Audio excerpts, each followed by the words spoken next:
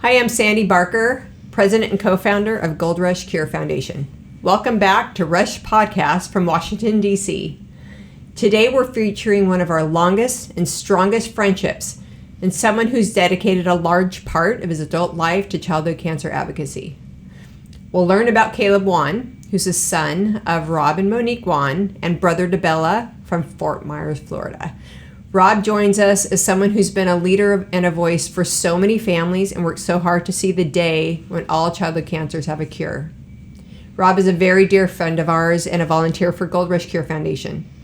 We're also joined by his daughter Bella, who will talk about her advocacy work, as well as being a teenager and now a senior in high school.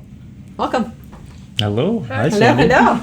Good to have you guys. I feel like, we've known each other for definitely. Thank you for the warm welcome. Yeah, my pleasure.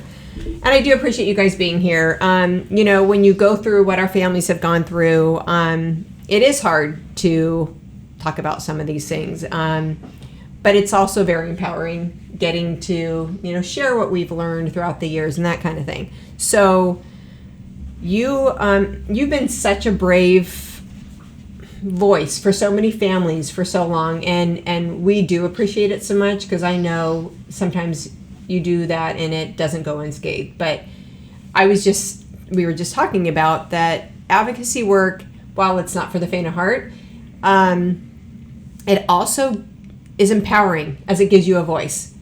So many aspects of childhood cancer take away control, take away almost leave you victimized, and I feel like fighting back at it, and for other kids, for our kids, for our boys that aren't here, it does help you heal a little bit. It does give you some power. So we're going to talk about a bunch of different things, especially, we're here in DC, but I would love for you to give a little snippet of your story, of your family. Sure, you bet. Well, first off, thank you again for the introduction, and I had a great mentor in my advocacy work, so it was a blessing to meet you on my first trip. Yeah.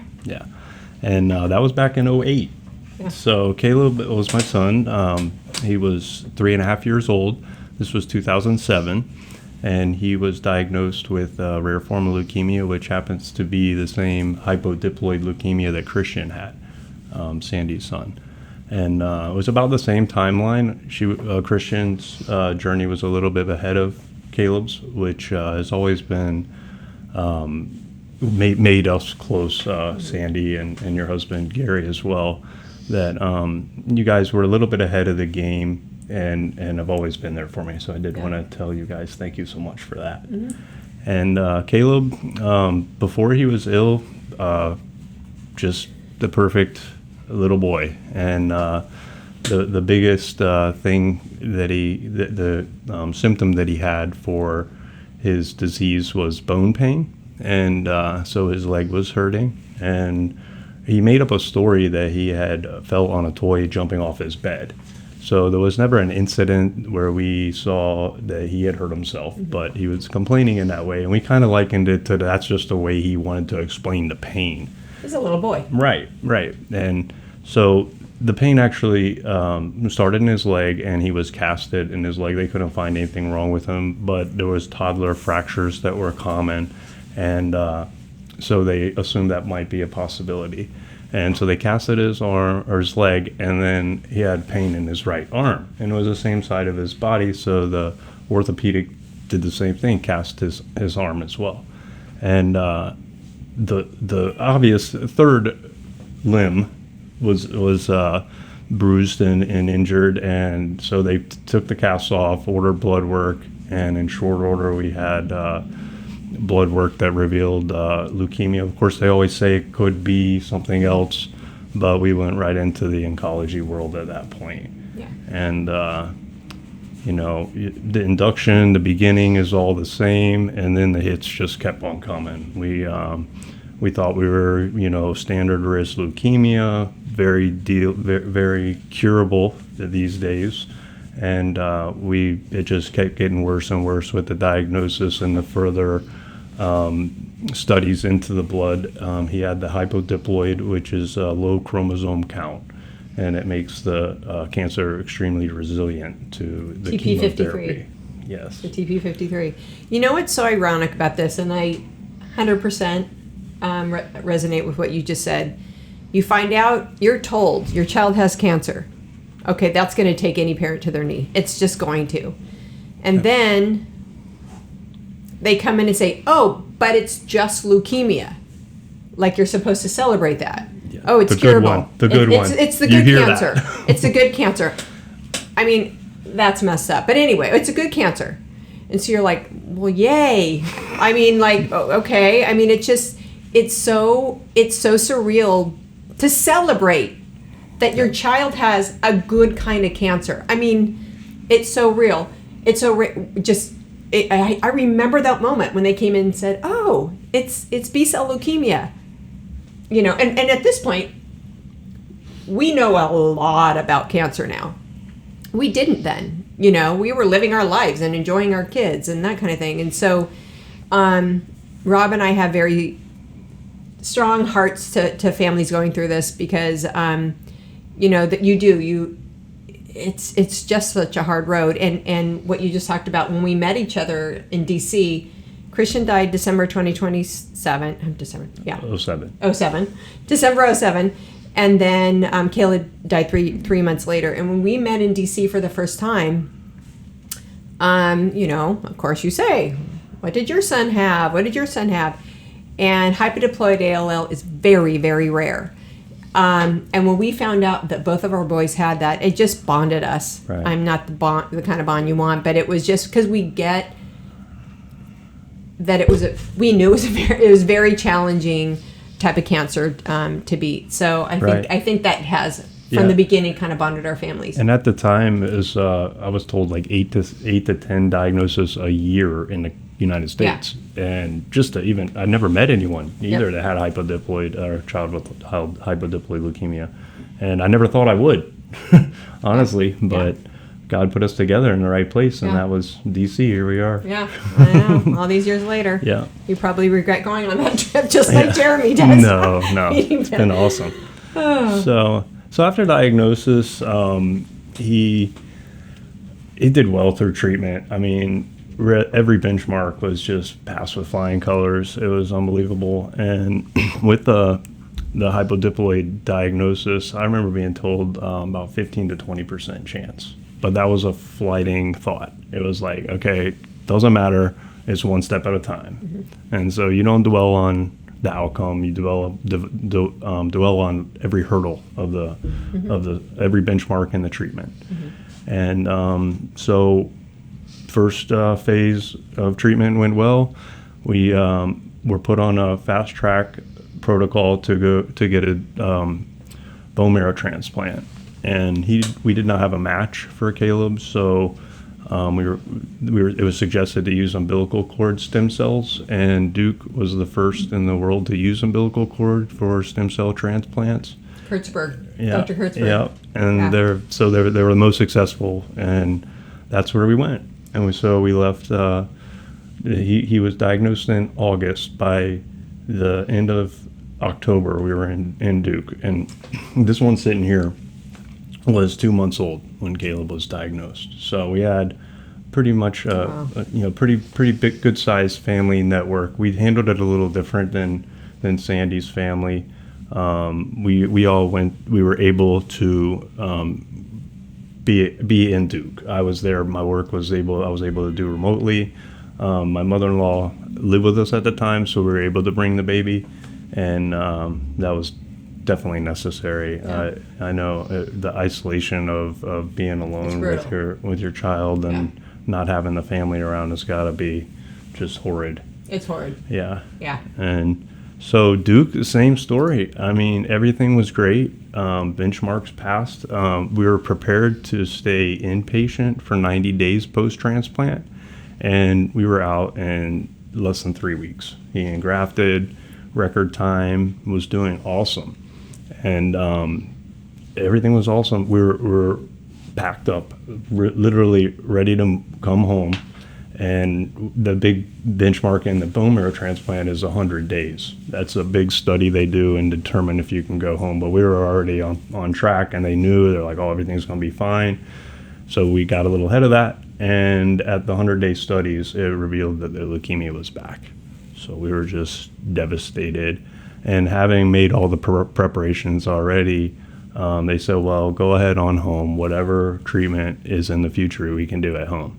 So I really wasn't extremely concerned. It wasn't even like that it was, a finality, that he was going to pass. So we thought we would have more options. And when we got home, we got our second clinic visit back home. We were told that really there was not much we could do. They could have tried to go for a second transplant, but we would have had to get 6 months down the road and suppress all that disease, and there was really no chance of that. He, we just continued on maintenance chemotherapy, but he succumbed in short order, actually less than 45 days from then. So. Did he have total body radiation? He did, yes. And that was a difficult, terrifying. Christian had total RTBI, and it's literally they're radiating their entire body. And then hypodiploid or TP53 type of leukemia is considered ultra high risk. They are throwing the very, very strongest chemos they have and total body radiation, everything else at it. And the thing with this specific kind of cancer, all these years later, I know one child that's alive with it. And I think that was just a gift from God, because Christian relapsed 3 times. Every time they relapse, they type it to see if it's a secondary cancer or to see what the origination is of it. And every time, through TBI, through chemo, through 2 bone marrow transplants, because Christian had 2, it came back the exact same kind. So his type of cancer, what Caleb and Christian had, was so aggressive and so strong that it came back at that. And I'm already feeling it. When we first met, it's okay.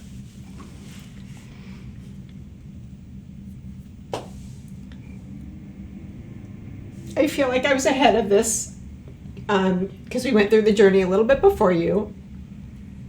And we did go through 2 transplants. Christian was 13 and then 14 years old, though. Like, he wanted to live. I couldn't say, no, you're not going to have more treatment. Well, it's different when your child's 3.5 and then just turning 4. Mm-hmm.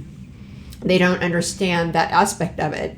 And I remember Rob said to me, I wish I knew if we should have done a second transplant. Right. Do you remember that? Yes, I do. Absolutely. And I told him,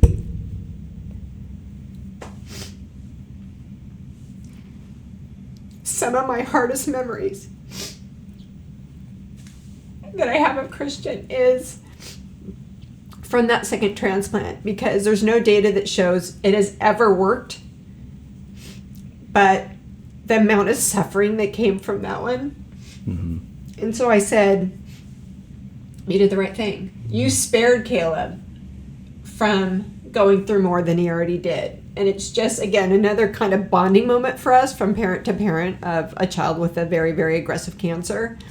But I will never forget that conversation, because you were like with tears going, yeah, should I have done another one? Regrets. Should we have regrets? Yeah. I wish we would have tried. And maybe that's God's divine intervention in going, he needs to know that he made the right choice and he spared Caleb. And just me getting to kind of reassure your decision you made a big because difference. I didn't make that decision, and I don't regret it, because that's what Christian wanted to do. But I feel like now mm-hmm. I do. that you saved Caleb from a lot more than he had to go through already. A lot of peace from that. Yeah. And knowing his Christian story, it's she's right. Absolutely, it's a horrific death with bone marrow failures and what Christian went relapses, infections, and everything like that. And Caleb's last month after we knew it was inevitable, we had hospice involved, and he was active up until 24 hours. He did have an MRI and some complications with that at the end that kind of probably expedited things, but it was a very low amount of suffering like you're talking about. It was pretty quick. Yeah. And that was an enormous blessing. Well, he was your Spidey, That's right. you know? Tell us about Spidey. Well, man, that was the way He's your superhero. the way we coped at the time. He had no understanding, being 3.5 years old, of what was going on, and these kids are, regularly getting transfusions and all the IVs of God knows what. They don't, we don't even want to know, and so he was questioning what they were putting in him. And I remember it was a transfusion, and my wife was snappy with, "Oh, that's your Spidey juice." So he kind of, "Oh, okay, Yeah. this could work," And I'll never forget one of the first times he finished a transfusion, and he looked at his hands, and he made his thing, and he's like, psst, psst, making a noise. He's like, "Gosh, when's this gonna work?" So that was his mentality, and being so young, and any kid that has to go through this at a young age, they know no different. They think every kid's done this. This is not out of the norm for them. So they take it as they can, and you pull. They pull the needle out. He's ready to go to the park. Yeah. So. Yeah. I mean, I am so glad that you had the family support that you did. What was kind of your routine? I mean, you're a baby. Yeah. So it wouldn't have happened without our mother-in-law. Yeah. She came with us basically to take care of Bella. And you and Mo divided and conquered. And we split the time, and it was every other night, and alternated days. There was only 2 people allowed on the unit, and 1 at night. So that's what we did, and it worked out. We kept some normalcy in the evening, with it, whether it was me or Monique. One of us was there to take care of the needs. So. Of course, we were isolated in a different state. That was challenging, but our needs were met. Yeah. What brought Caleb joy? I mean, being around your family. Absolutely. Seeing his baby sister. Baby Bella. Yeah, baby Bella. At that point, she was still new. New hadn't worn off yet. I had a new smell. Yeah. Woo! And yeah. So.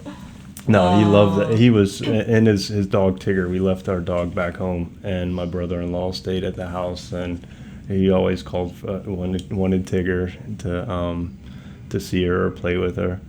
So that kept her going. He missed Tigger while we were gone. And that's the thing, these kids, no matter the age, they are normal kids, but they're sick. They have the same interests. They have the same, so. Parents try and bring as much normalcy that they can. Unfortunately for you guys, you were able to keep your family unit together and have that support, and because that is so important. Yeah, I remember speaking of how important it was for Bella to be around. He was in.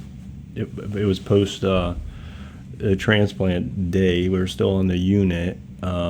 And we had to wait for Bella to turn 6 months to get the flu shot. They wouldn't allow anyone on the unit without the flu shot. So that was when she was able to see him in treatment at Duke. And we were counting down the days. And that's incredible. He was asking every day, "How many days till Bella can come?" Oh, yeah. I want to see his little sissy. Yeah. Tell us how you handled Caleb's treatment. Like after you started, after that was all done. I know you guys banded together, as a family, and then after his passing, can we touch on Caleb's Crusade a little bit? Because I mean, the work that you guys did and the families you supported is so incredible. Yeah. Again, so we started a foundation in his memory, and it was directly from our needs. There was so much of an outpour of our community.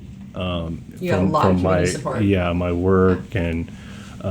Just everyone had their, our best interests at heart. Everything was being taken care of, but we focused on where we were. Back home was behind us at the moment when we went to Duke. So things, including bills, went to the back burner, and we had a lot of expenses while we were in Duke. And so our house was behind, our mortgage and everything. This was, remember, the years 2007, 2008. So this was a bad time for the housing, and we actually lost our house.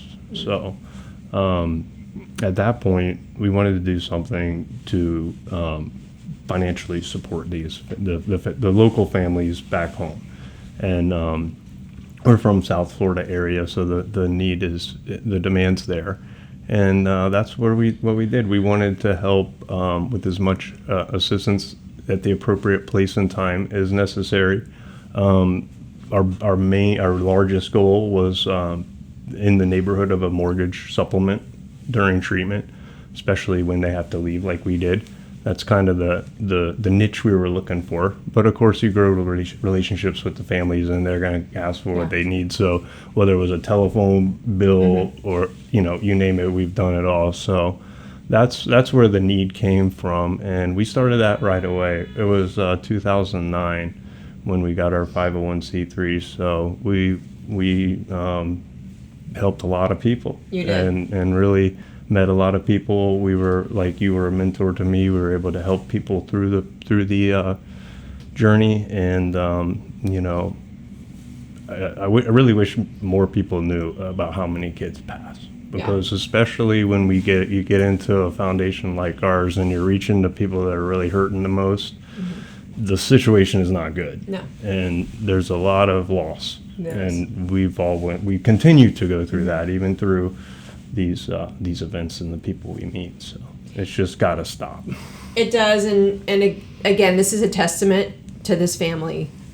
They just lost their son, and they lost their home, and they're getting back, trying to have some normalcy. And what's on their heart?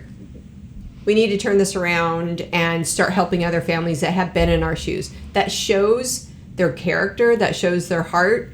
It's beautiful. I mean, understandably, if they chose to run from every bit of childhood cancer, no one would blink an eye. But that's just kind of a, like I said, a reflection of them as people, and it's why one of the reasons why we love you guys so much. You're beautiful. Of late, I did want to mention we kind of let Caleb Crusade sunset, but we have other options. Yep. I do want to touch on the very beginning. When I met Sandy was just months after Caleb passed, and it was out of the need to find out what was going on. All right, this is unacceptable. I got to get involved. And I came to DC, and at that point, I want to say there wasn't more than 50 people. No, it was a small group. Yeah, and so, but I stayed connected. I ran him too. Yeah, we went to anything that we could help and understand what was going on, and we did our best to relay what we learned to our followers and everything, and that has changed so much now. There's so many organizations out there that you can plug into. Like, I'm here in DC, we're doing this great program with Pot of Gold. We're delivering 12 that are to these amazing kids. Yeah. They love it, they enjoy it, the families are so appreciative, and that's what it's all about, putting smiles on their face. Yeah. Figuring out where your niche is and going, okay, I want to do this, or I want to do this, whatever it is, where your heart and your just drive takes you, because there's many different hats that need to be worn. So Bella's here. Hi.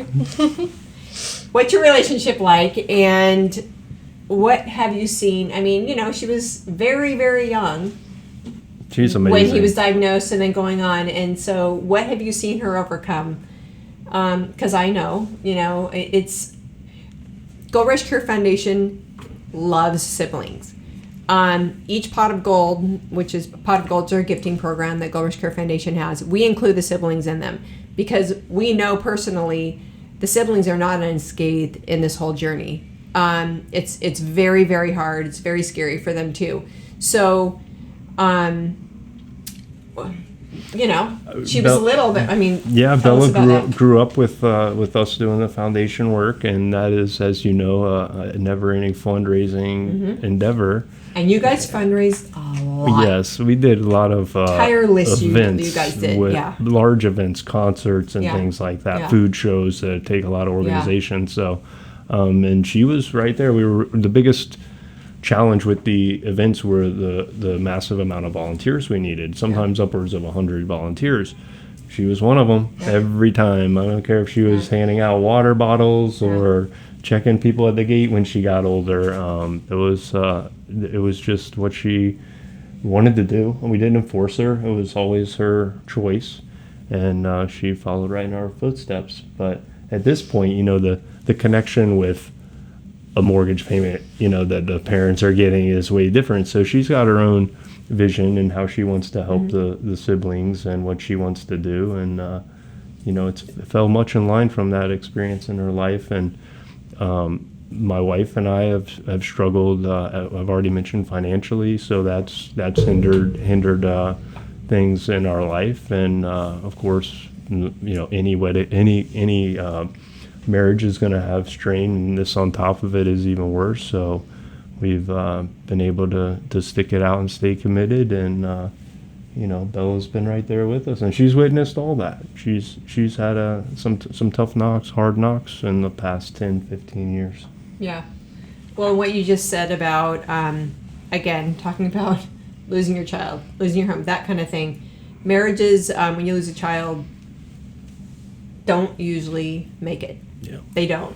And so, going through it, that doesn't shock me one single bit, because we have both felt that, the struggles of that. And so I'm very thankful that, definitely we both stuck it out. And you got to understand your spouse, and it may not be understanding them, but giving them the space. You're never going to be grieving together.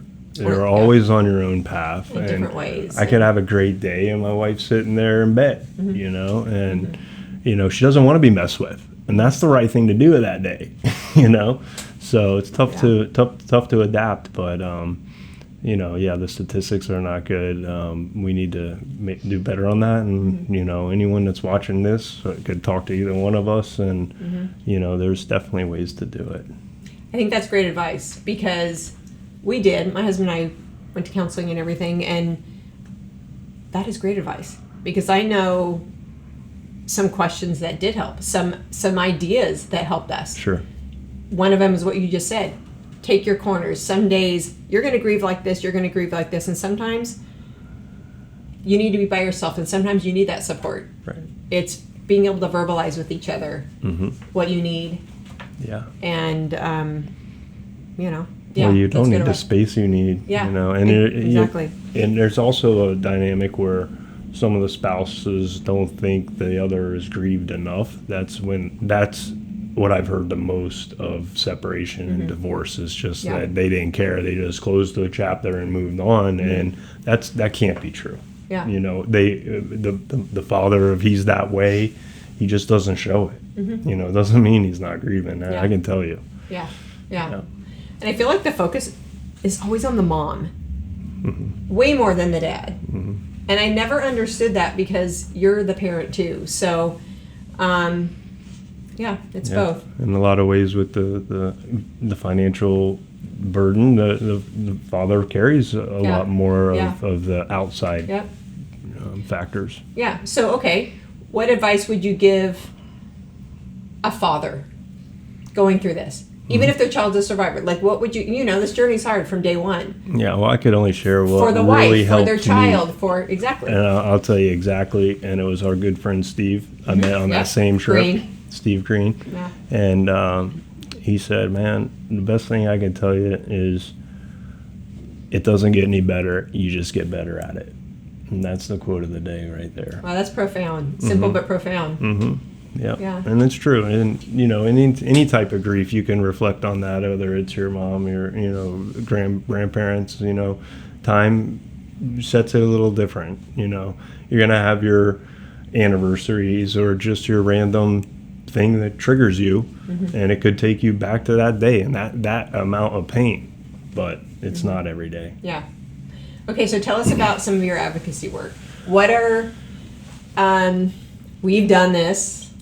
for over 16 years. Yeah, I've done 20. I think I'm right around 20 trips. Yeah, and they're all, that it's like a 3-day thing with training and the meetings and everything. But we basically would meet with about every legislator from our state. So. Okay, so Rob has always a suit on when we do hill days. He's got a suit with his gold tie or Spider-Man tie, and he's got his little hard thing with all of his leave behinds that you leave behind. Always looking very professional. And what's your favorite part of advocacy? What are areas that are you want to pull your hair out? What are areas? Yeah. It's a lot like most things. First off, don't take it so seriously, right? If there's people that are out there that are on the fence of doing this, it's your story. Mm-hmm. It's you. No one's better than you or anyone else. You're a mom. I'm a dad. People will take that perspective. They want to understand, and also the people you're meeting with. Can you imagine what they're seeing every day? But we have a story that's ours, and just sharing it. Will persuade people. They'll remember that story if you tell it right, and most of the time you do. There's no messing that up.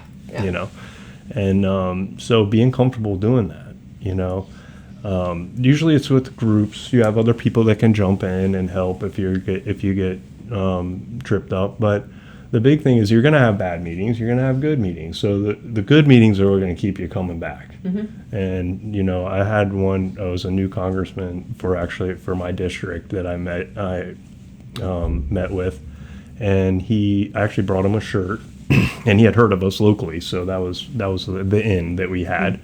Mm-hmm. And he had a new son. His name was Jude. So he was very, very connected with that. And he was the first that co-sponsored, jumped onto the caucus, everything we asked. Mm-hmm. And actually had someone from the organization we were with when I had that meeting, and she said, man, I wish we could just carbon copy that every meeting. That was just perfect. Mm-hmm.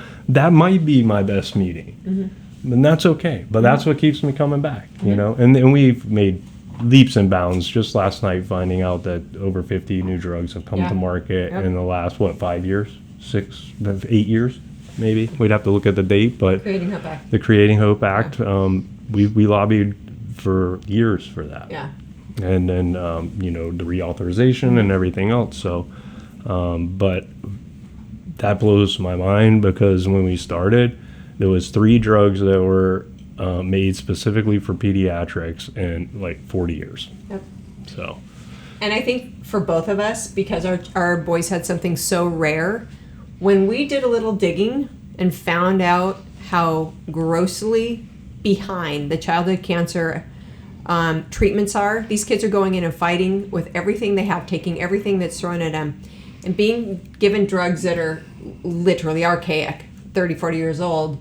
Right. I don't think that sat well with any of us, and it didn't enough to where we got off our butts and got here and did that. One of the things we talked about was learning, not in reinventing the wheel. Robin taught us a lot. Right. And we've taught a lot of people a lot. And even people who come in newly and advocate, we'll help give them the verbiage to bring back to their senators and representatives to educate them on how to be a better advocate and the benefit of banding together and collaborating amongst, with other parents, with other foundations, that kind of thing, because it's just more effective. Yeah. The need is still great. You've been great at that. Thank you. And I think a lot of that just comes with the experience of doing that for as long as you have, and you're always approachable. People can ask you what they want to ask, and sometimes we have answers, and sometimes our answers aren't great. Yeah, we have to figure it out. But we'll be honest. For sure. Well, before we close, I want to recognize you for the impact you've had. I know you so well, and I know every single trip, every single fundraiser you've done, every single grant check you wrote came from your heart. And same with Mo. Absolutely. And it's exhausting work. It's rewarding work because we know we get to make that journey a little easier for somebody else. Mm-hmm. They get to know we're here, they get to know that we care. You know, and you have done that for so many families. And even though you're changing direction of where your focus is from Caleb's Crusade to other things now, it's still, you're here. I mean, he's in D.C., you know, and they're in D.C., you know, with Bella and stuff. And so, where do you want your main focus to be now? Where is your heart right now? Right now, I would love to be more active in the advocacy, in the meetings like back in the day. But really, I want to support Bella. Mm-hmm. And she's at an age where awesome. She can choose. He's so great. She's choosing her way and how she wants to help, and that's it right there. She's getting ready to go into nursing. I'm sure we'll be talking about that, mm-hmm. but that's all hands on deck with mm-hmm. Bella at this point. We got a couple of years to get things mm-hmm. right, and I'm looking forward to it. Okay, so closing out with you. Caleb's looking down on you. What is he saying to you? Well, you were just reflecting on the grants and the mm-hmm. things like that, and the big thing, the takeaway is that it is from the heart, but everyone gets to meet our son through that. Mm-hmm. So that act of kindness creates their legacy, mm-hmm. and that's what I want. And a cure. Yes, and a cure. Yesterday. And a cure.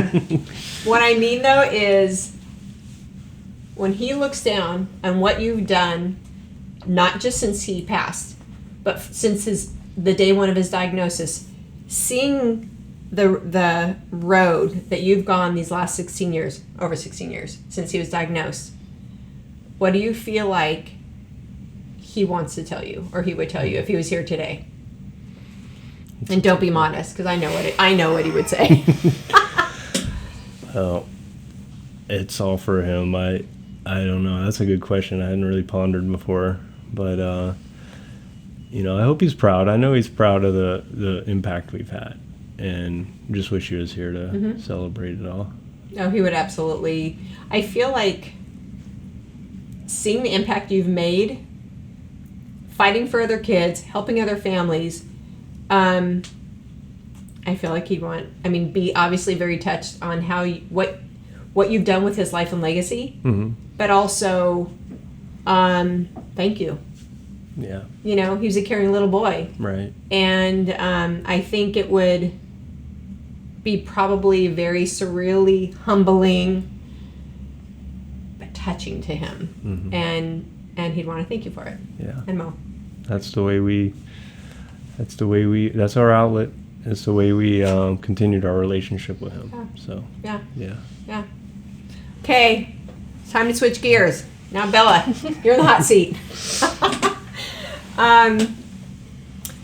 We love stories like yours because, it's, like I said, siblings are so important to us. And even though you were very young, mm-hmm. Your life started in the childhood cancer world. Mm-hmm. I mean, literally, you were 2 months old. And, I mean, that's a lot. So, I'd love to hear your story, what you remember. I mean, and I know you don't remember stuff from when you were a baby, but of being brought into this whole childhood cancer cause and world. Honestly, I don't remember a life without it. Like, it's always been, like, with childhood cancer, and I always wanted to be involved, and, like, with the kids stuff, with volunteering. Mm-hmm. I loved volunteering. I loved being at the events, mm-hmm. and sometimes I wish I could go back to it, because we kind of fell out of that. But, yeah, it was just really nice, and I wanted to have a voice when I got older. When I was younger, obviously, I didn't really know much. I just knew, like, oh, I lost my brother, like, mm-hmm. I didn't know. I was like, I didn't know him that well, and I always feel a little weird, like, talking directly about him, because I'm like, I don't really have memories, but I have memories from, like, what they say. And I see a lot of pictures all over the house, mm-hmm. and, like, they're always open to telling me good and bad stories. Mm-hmm. So I'm really grateful for the fact that I can ask whatever and know I'll receive mm-hmm. a good answer. So you kind of have walked through the journey from mm-hmm. being told about the journey. Mm-hmm. Even though you weren't there, I mean, your parents are transparent. Yeah. I know them both. So while you weren't there, you kind of feel like you have the whole picture, mm-hmm. because they've told you everything. Yeah. The good, the hard, everything like that. Yeah. And I love that you have your parents' heart to where you know, I want to do something with this.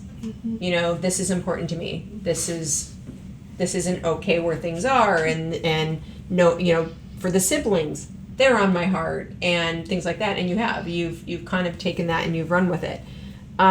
You're a sign of strength and courage, and I know sometimes that sounds so weird because you're just following your heart and what you're driven to do, but it really is. I mean, it's the people who get up and take a stand and do something to help other people.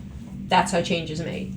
Yeah, you know? I think that everybody like has a voice, and I was always, as a sibling, I just was like, oh, I felt guilty like at a point where I was like, should I do this? Like, it's not my story, but at the same time, it's like all of these kids deserve their story to be told. And I felt kind of like I should tell his story because he's not here too. So like it's important for anybody to tell anybody's story, and the siblings are just as valuable because they have connections, and some when they're older they obviously had a real relationship with their siblings, so it's just very important to tell the story because that's what keeps them going. It does. It does. It keeps their memory and their legacy alive. I mean, you're busy. Tell us about what you're doing right now, and to take the time to come to DC and advocate with us and film the podcast and everything like that. I love it. I mean, it just shows what a beautiful person you are. Yeah. But tell us what your plans are. I'm a senior, so I'm trying to figure out. In high school. Yes, in high school. Not college. She's beautiful. So I've always known from like, I say middle school, my mom says elementary school. She says I was very into nursing. And I've changed, and there was times where I was like, can I do it? Like, it's really hard. It's definitely, I hear a lot of stories from, like, nurses online and just saying, like, it's hard, but it's, like, it's worth it, and it's rewarding. So I'm going to push through that as much as I can and try and get to that nursing career. Yeah. And I want to get there as fast as possible, so there's so many options. There's so many pathways. There's, like, associate's degrees, bachelor's. But I'm looking into doing, like, getting in the workforce as soon as possible. So I'm hoping that will work out. And with school, I have like 2 college kind of classes that can earn me credits, so those are very time consuming. But yeah. Kind of forgot something. Oh, and work. And I work, so I'm doing like I work 1 to 6 with kids. So I do 1 to 3 or 1 to 5 basically. So it's also like sometimes when you think about that, I'm thinking like the 3s and the 4s are like what Caleb was, and it's just sometimes it's like, wow, like I can't believe he was this young. Like they deserve to like grow up and like live their life. Yeah. And they should not be going in and out of the hospital. So that's profound. I mean, to really have that. I mean, you were a baby, you know, and to now be working with the age that Caleb was when he was diagnosed, and to really have that reality check, like, wow, this is how young my brother was when he was diagnosed and when he was going through chemo, when he was in the hospital, when he had a transplant, radiation. To imagine all these little tiny kids going through what he did. Yeah. It's like they can't even wrap their minds around, like, they can't even say 1 + 1. So it's like, how are they even going through all of this? And obviously, I mean, you try to make them understand, like the Spider-Man thing, the Spidey juice, turning him into Spider-Man. Yeah. So you try to find like relations to that, but it's crazy that they can even go through that. They're strong. Yeah. Those kids. I feel such a connection with you and Caleb. And how do you feel that was built? You know what I mean? You know what I'm saying? Your connection with Caleb isn't because your parents told you about him, but I mean, just like I can just tell, you know, just the love that you have for him and the respect and everything that you have from him that I can feel from you. What do you think formed that? For sure, like the stories, but for our connection, I feel like it's just being like direct and like, so I'm a Christian, so obviously I like pray and stuff, and I've prayed to God like about him and stuff, so it's very like, I feel like I actually can talk to him, and, like, he's up there, like, listening, genuinely, so. And I know he's probably proud, so. And I know, like, from them saying that he loved me, he was all about me, especially because I was so little. Everybody loves babies. They're so cute.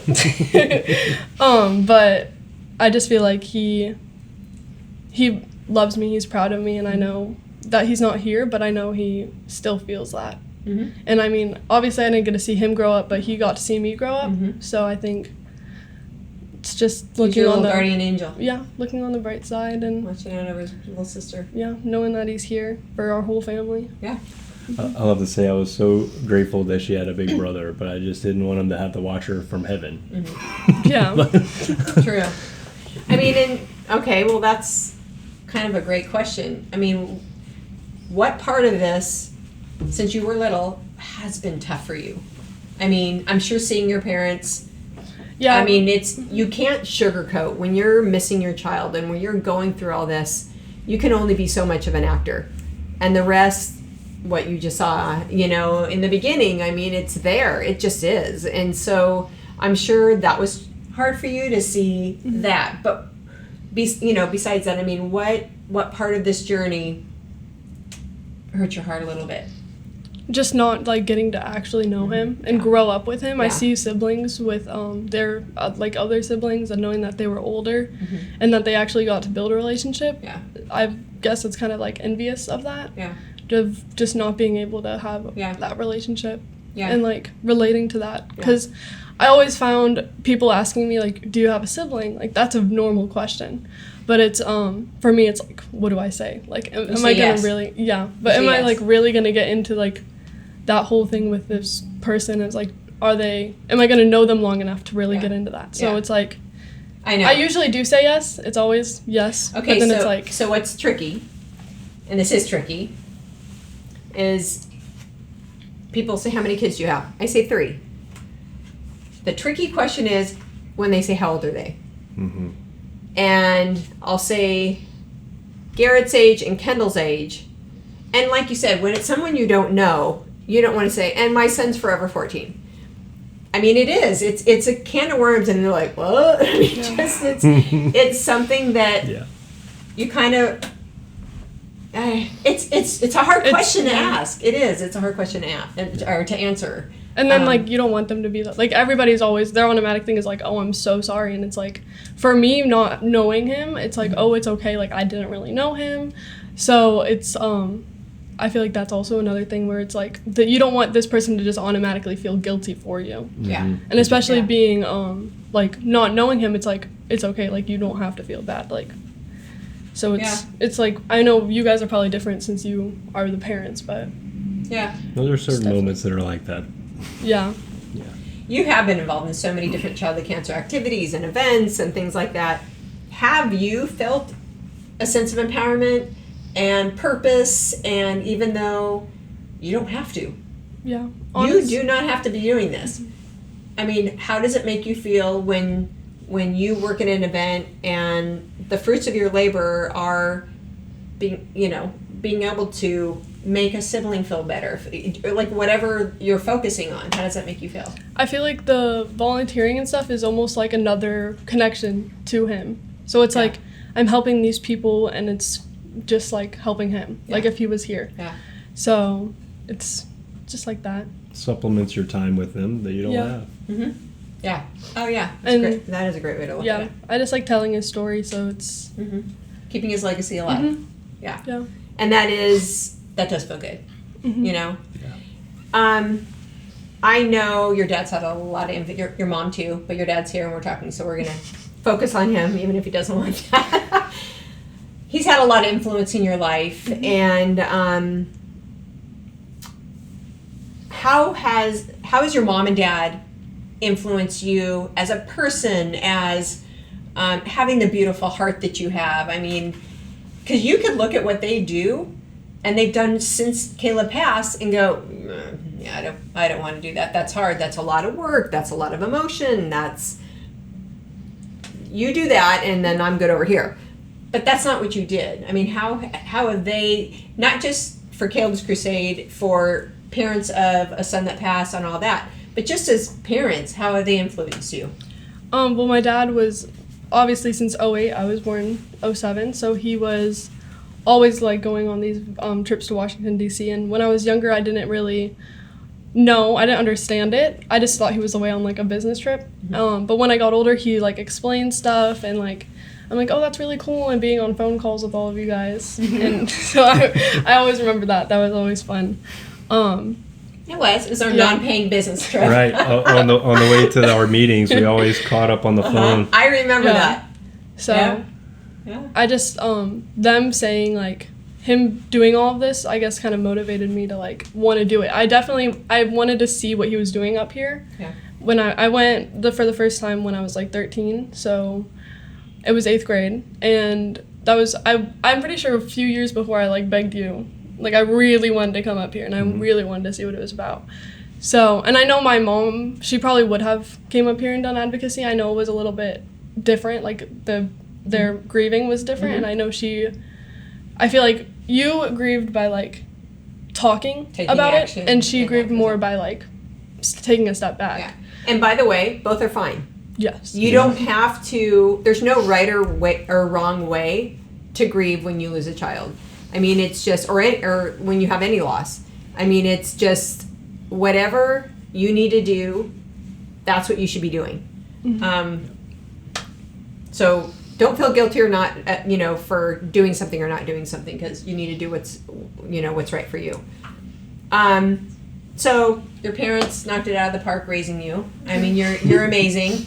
And just the fact that you, even in your vocation, you want to do something that helps other people. That shows your character and your heart. And you were sharing with us last night that you want to be a pediatric cancer nurse. Holy moly, girl. Yeah. Again, with like being involved with the kids, I feel like it's more of a connection with them. And for sure, I think that parents that are dealing with this, they want to hear from people that experienced it. And I know a lot of the nurses that are in the pediatric oncology unit, they obviously experience it through like other children that it's not their own, but they know, like they see through other eyes. So I think like being there for like siblings, even just parents too, and obviously I feel like it'll be nice to have that connection with my parents, that I can be like, oh, like this parent's struggling, and like what's your advice to them that I can tell them. So having that connection and like relation to their pain and their struggling. You for sure, I can feel it, have a strong bond and heart for siblings.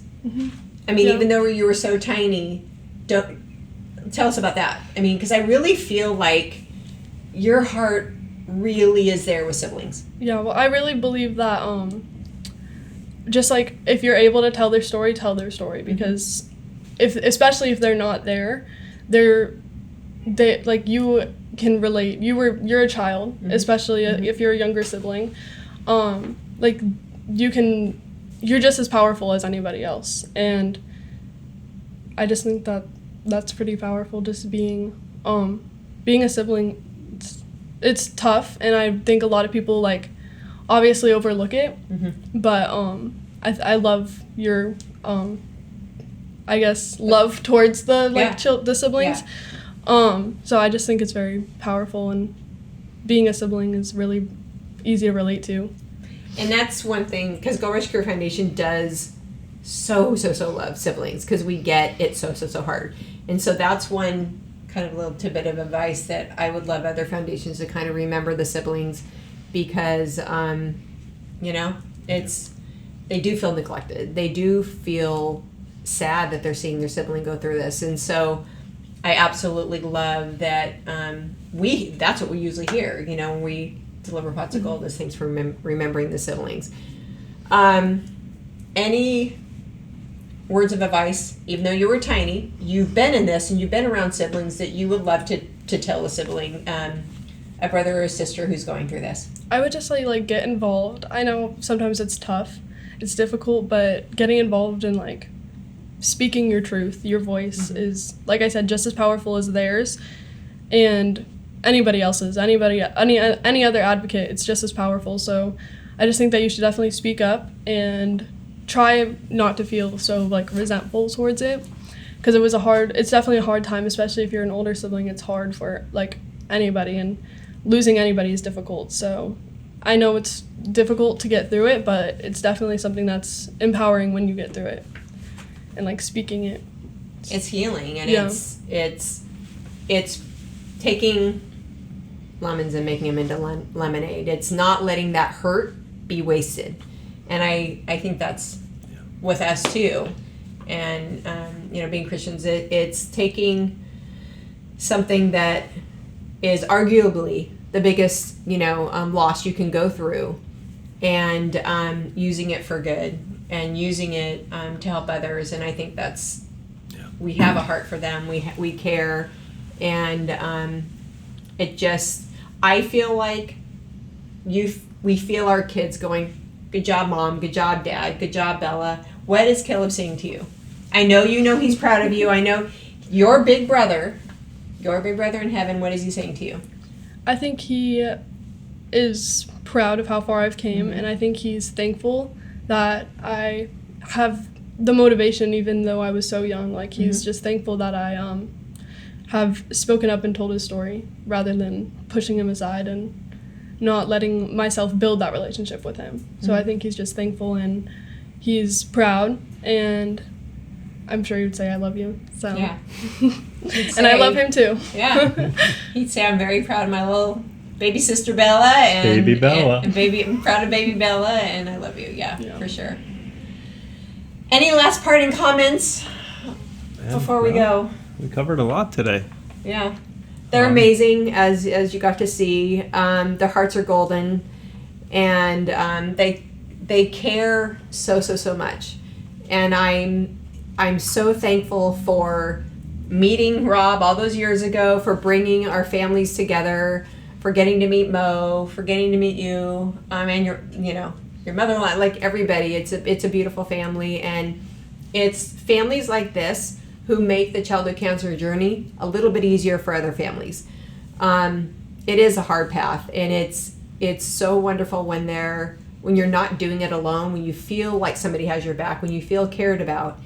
And I want to thank the Whans for not just caring, but standing up, coming forward, and making the childhood cancer journey a little bit easier for so many people, and for all their advocacy work in DC, for their volunteerism with Gold Rush Cure Foundation.